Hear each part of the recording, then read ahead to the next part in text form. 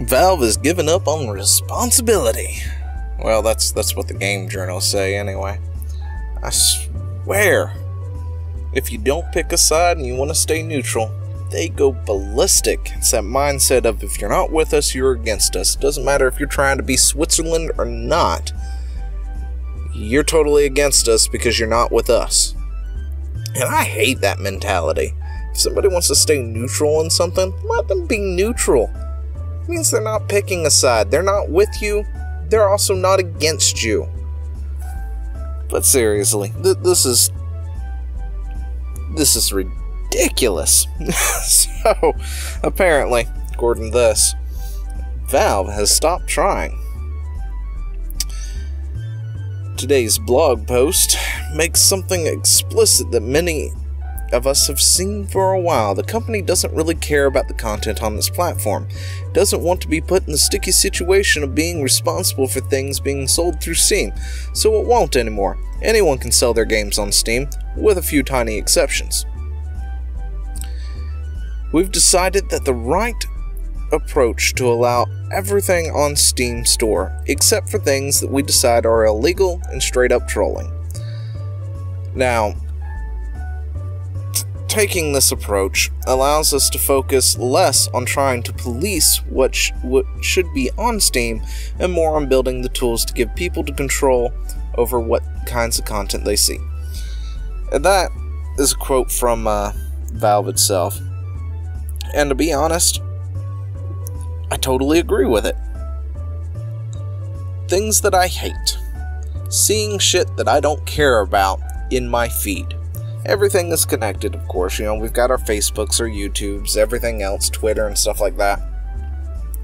And I tend to turn off every notification under the sun because one of my little things is I hate seeing notifications on my phone because they fill up that top little portion of the screen and it drives me nuts when they're there. Especially when it's things that I don't want to see. Like, for instance, on Twitter, it gives you this notification about, in case you missed it, kind of deal, so-and-so and these other people have tweeted blah blah blah so many times in the last so many hours, yada yada, and I don't really give a damn. I follow who I want to follow, and that's cool, and when I want to go and look at it, I will open up Twitter, and I will go and look at the damn feed. At the same time, I also would like to not be seeing things that I don't really care about. It's like, recommended for you. Why? That's not a recommendation for me. I don't care about that crap. All because I happen to look up how to replace the drive belt on my mower or something. Suddenly I get a bunch of stuff on mowers. I don't care. It was a one-time deal. If I could go through and filter that and say, hey, I looked this up, but I don't want to see shit on it, I would totally do that. Because it just drives me nuts seeing things that I don't want to see. And to be able to actually have the power to see what I want on the front page of Valve would be great. If I want to see nothing but Steam sales, then that's what I want to see. I just want to see everything that is on sale that happens to be an RPG on my front page. So be it. That's what I want to see. I don't want to see Gone Home, the walking simulator, is on sale for $2. I don't care. It's not my thing. I'm gonna scroll past it and go find something else. But apparently giving the power to the consumer to actually see what they want to see is a big no-no. We can't do that. So why are we getting this?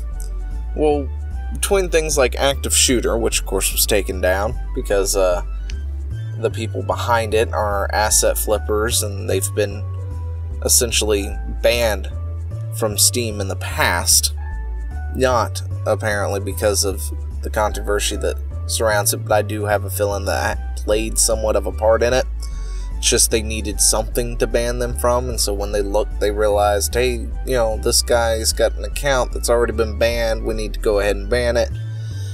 And of course, a lot of these articles are linking to something called AIDS Simulator, which if you can get a screenshot of the front page of that and read it, it is hilarious. Just a hilarious read to the premise of this game. and it is a straight-up troll game at that point. But Valve themselves, of course, isn't going to allow anything that would be considered illegal or straight-up trolling, and that would essentially be things like asset flips, and anything that, of course, doesn't run, because there are several of those kind of things on Steam where you buy the game and then there's no executable file, so it doesn't run. Or they're just really there for other reasons, like,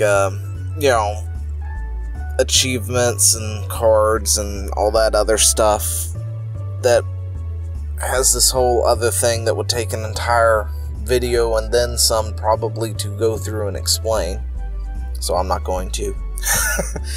But yeah, there's no real problem with this. Letting Steam go ahead and actually work more on what the user wants to look at, it's totally fine by me. And these game journalists have gone nuclear over it because they're not the ones getting to call the shots. That is what they like to do, is apparently love to police things. It's like, oh, well, we don't like this. And a lot of them have even said it in their articles that they need this curation process to happen, essentially so their kind of stuff gets more visibility. It's almost as if they know that the things that they enjoy, like Gone Home, when put into the free market, doesn't really do so well. I mean, heck, then again, a lot of those games you probably never would hear about because they wouldn't be praising it. Or if it wasn't for them praising it, you never would have heard about it. And then those who did dive into it are solely disappointed because they're like, wow, this is a glorified walking simulator. Woohoo! Let's walk from here to there and get nothing out of it. I mean, heck, there's not even really anything for exploring that place, and you walk at such a miserable pace. It's just like, oh, I went down this dead end. Yay, let's backtrack for 20 minutes, because that's so fun. But anyway. Now, they're upset because, Valve, of course, is a business, and they want to profit. And they're still going to go against, the bad actors out there, the asset flippers, and anything that would be illegal. But other than that, this honestly opens up the gate for those who want to make games and put them out there too. On one hand, a lot of their new thing that they're trying out is going to help smaller creators, it's going to hurt smaller creators. At the same time, it can also help smaller creators. It just really is, at this point, finding a balance between the two.